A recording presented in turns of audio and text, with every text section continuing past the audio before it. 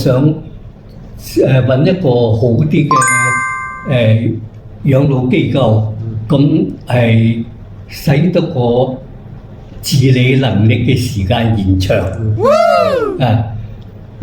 所謂長壽咧，就應該有健康嘅長壽，就即是能夠自理能力延長。呢度就有，而家就有啲人90幾歲都唔使拐帶拐杖啊！呢啲係我嘅方向應該咁樣。第二個咧就係點咧？我個家姐比我大幾歲，佢咧就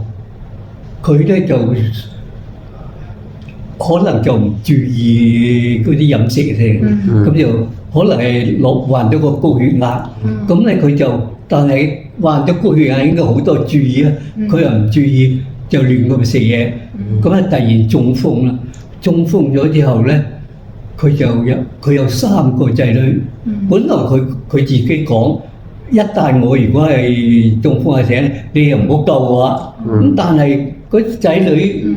到佢中風嘅時候，佢都冇發言權啦。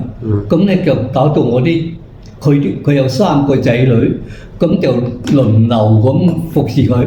廣州地區仲有一個嗰啲醫保啊，半個月又要換一次，半個月又換一次，咁搞到嗰啲仔女咧經濟有影響，精神有影響，所謂久病無孝子，咁事實上佢哋就心就唔係好高興，但係又要堅持，拖咗1年半。我就希望咧，一旦咁嘅到要不能自理嘅時候咧，我希望咧就唔好拖累啲仔女。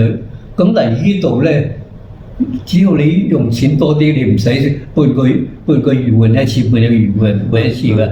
咁而且咧，如果你有錢，你又有護工啊等等，咁就唔影響啲仔女啦。咁我就本住呢2點。